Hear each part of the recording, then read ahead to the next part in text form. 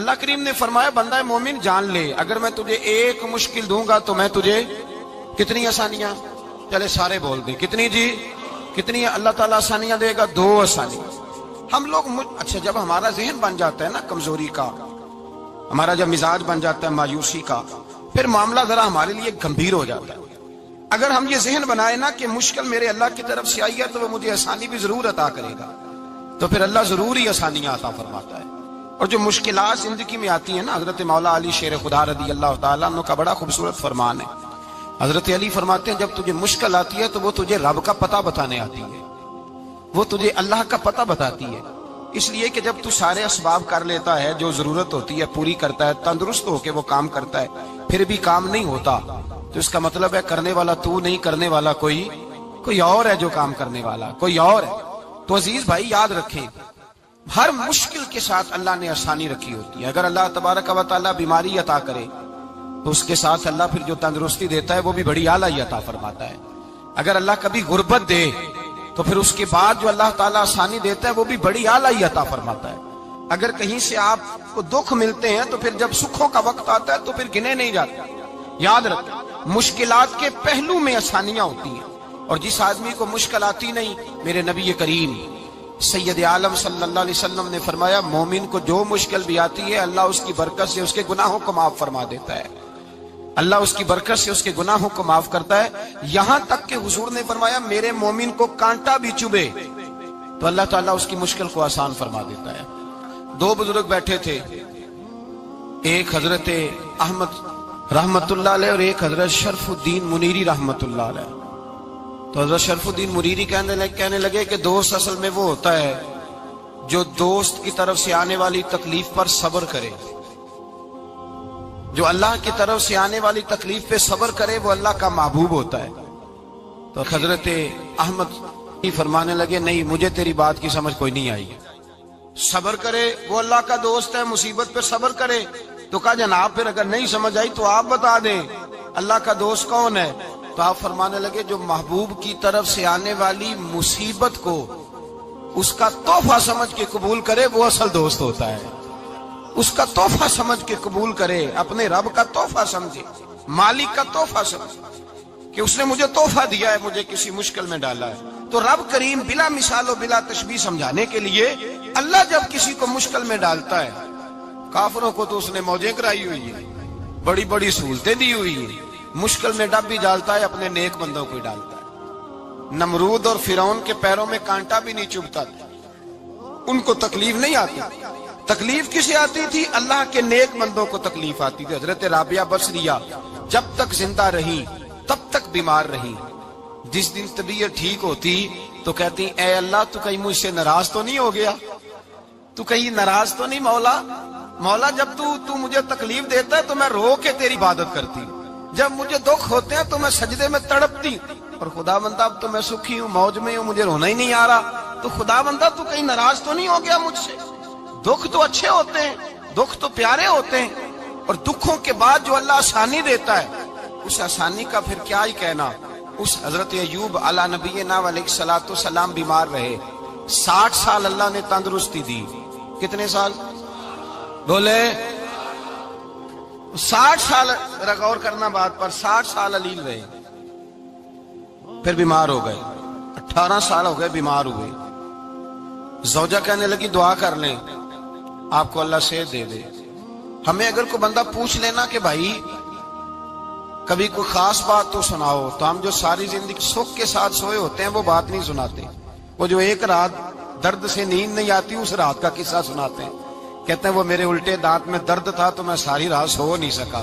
او بھائی جو ساری زندگی سویا ہے اس کا تو ذکر نہیں کر رہا، اور ایک رات جو تجھے نیند نہیں آ رہی، کسی سے پوچھا جائے، ڈاکٹر کہتے ہیں 360 ہڈیاں ہوتی ہیں وجود میں، کسی سے پوچھا جائے نا تیرا کیا حال ہے تو 359 ہڈیوں کا ذکر نہیں کرتا، جس گھٹنے میں درد ہے اس کا ذکر کرتا ہے، کہتا ہے یہ گھٹنے میں بڑی درد ہے۔ او بھائی باقی 359 ٹھیک ہے نا، ان کی بھی تو کوئی بات سنانا۔ حضرت رابعہ بصریہ رحمت اللہ علیہ کے پڑوس میں ایک نوجوان رہتا تھا، آپ کے پڑوس میں، تو وہ جب جو محلے میں بچے رہتے ہیں نا گاؤں میں ان کا پتہ ہوتا ہے، پڑوسی تھا تو 34-35 سال نوجوان کی عمر ہو گئی، کبھی بیمار نہیں ہوا۔ ایک دن اس کی طبیعت علیل ہوئی، سر میں درد ہوا تو اس نے پٹی باندھ لی سرخ رنگ کی، باہر نکل کے آیا، حضرت رابعہ بصری علیہ رحمہ نے دیکھا تو فرمانے لگے بیٹے خیر ہے؟ لگا جی اماں جی سر میں بڑی درد ہے۔ آپ فرمانے لگے کتنی عمر ہو گئی؟ کہنے لگا 34-35 سال۔ فرمانے لگے پہلے تو کبھی درد نہیں نہ ہوئی؟ کہا نہیں اماں جی آج ہی ہوئی ہے۔ تو آپ فرمانے لگے 34 سال اللہ نے صحت دی ہے، تو نے شکر کی ایک پٹی بھی نہیں باندھی، اور آج درد ہوئی ہے تو شکوے کی پٹی تو نے فوراً ہی باندھ لی ہے، کوئی شکر کی پٹی بھی باندھنی چاہیے۔ حضرت ایوب 18 سال بیمار رہے، زوجہ کہنے لگی دعا کر لو، تو آپ فرمانے لگے بی بی سے کہ صحت کتنی دیر رہی؟ اس نے کہا 60 سال۔ تو آپ فرمانے لگے ذرا بیماری کو بھی 60 سال گزر لینے دو، پھر دعا بھی کر لیں گے۔ یہ دعا کی، اللہ یہ لفظ کہے اللہ نے صحت دے دی، تندرستی آ گئی۔ ایک دن گھر میں بیٹھے بیٹھے زوجہ کہنے لگی کہ ایوب یہ بتاؤ دکھ اچھے کہ سکھ؟ آپ فرمانے لگے سارے دن ہی اللہ کے ہیں پر دکھ بڑے اچھے تھے، مجھ سے پوچھو تو دکھ بڑے اچھے تھے۔ کہا کس طرح؟ تو حضرت ایوب فرمانے لگے جب میں بیمار تھا تو 24 گھنٹے میں ایک دفعہ میرا رب میرا حال پوچھا کرتا تھا، ایک دفعہ میرا اللہ پوچھتا تھا ایوب تیرا حال کیا ہے؟ فرماتے ہیں 12 گھنٹے تو لذت ہی رہتی تھی کہ میرے رب نے میرا حال پوچھ لیا، اور اگلے 12 گھنٹے میں انتظار کرتا تھا مالک حال دوبارہ کب پوچھے گا۔ فرمانے لگے اب صحت تو ہو گئی ہے پر اب میرا رب میرا حال تو نہیں نہ پوچھتا۔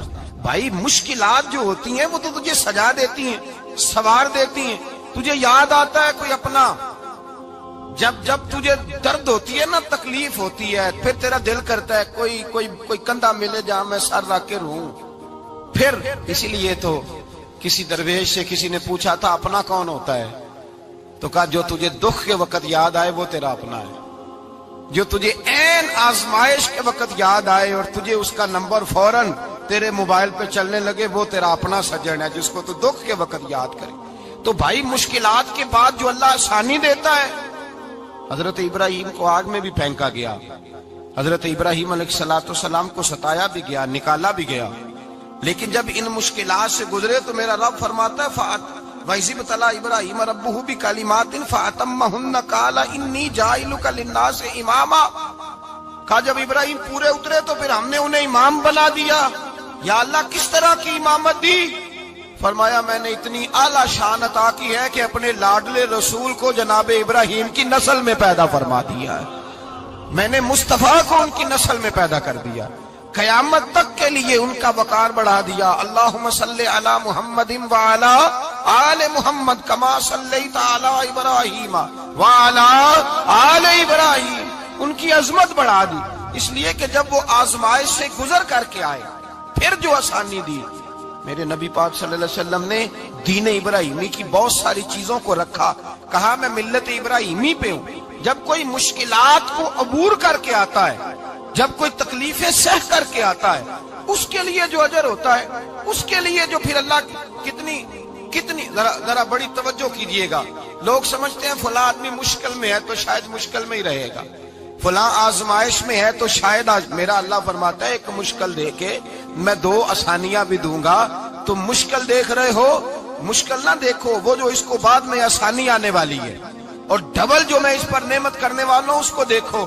حضرت یوسف کو بھائیوں نے کنویں میں ڈال دیا تھا، اور جب کنویں سے نکلے تو مصر کے بازاروں میں بکے، اور پھر زلیخا نے الزام لگایا تو حالات بگڑ گئے، حضرت یوسف کو جیل جانا پڑا۔ کتنی کٹھن زندگی تھی، لیکن میرے مالک کو کچھ اور ہی منظور تھا۔ کنویں میں گرنے والے، بازار میں بکنے والے، جیل میں جانے والے، الزام لینے والے جناب یوسف کو رب کریم نے اسی مصر کا بادشاہ بنا دیا، اللہ پاک نے اسی مصر کا حکمران بنا دیا۔ یاری تیری سونا پر ازمیشاں تیریاں اگ، اے سونا پرکھیا جامد آئی پہلو نال اگاں دے لگ، اس کے لیے تھوڑا سا جتن کرنا پڑتا، تھوڑے کٹھن حالات سے گزرنا پڑتا، تھوڑی آزمائشوں کا روپ دیکھنا پڑتا۔ ہم چاہتے ہیں کہ ہمیں چھیڑے کوئی نہ کوئی تکلیف نہ آئے، کوئی آزمائش، یہ ہو نہیں سکتا میرے بھائی۔ نامی کوئی بغیر مشقت نہیں ہوا، 100 بار جب عقیق کٹا تب جا کر نگی ہوا۔ ہم چاہتے ہیں کہ ہمیں کچھ بھی دقت نہ آئے، مشکلات نہ آئے، اور مشکلات تو انسان کو سنوارتی ہیں بھائی، وہ تو نکھارتی ہیں۔ کبھی پوچھا کرو جا کر کے کسی گندم کے دانے سے کہ تو کہاں سے ہو کے آیا ہے، کہاں سے نکل کے آیا ہے، تو وہ بتلائے گا کہ بڑے مشکل مراحل سے گزرا ہوں، اور پھر اللہ نے مجھے طاقت دی ہے کہ میں انسان کے وجود کا حصہ بنا۔ تو بھائی کٹھن مراحل، آزمائشیں، تکلیفیں، یہ انسان کو بڑا انسان بنا دیتی، یہ اس کے لیے ترقیوں کا پیش خیمہ ہوتی۔ ہمارے جمال پریشان ہو جاتے ہیں، عورتیں خاص کر کے اس بات پہ توجہ کریں، وہ بڑی جلدی غم لے جاتی ہیں، وہ کہتی ہیں جانے میرا کچھ ہوگا ہی نہیں، جانے میرا کچھ ہو ہی نہیں سکتا۔ میرے بھائی درجنوں اور بیسیوں لوگ ایسے ہیں جن کی اولادیں نہیں تھی لیکن نام ان کا ان سے بھی زیادہ ہے جو بڑے بڑے صاحب اولاد۔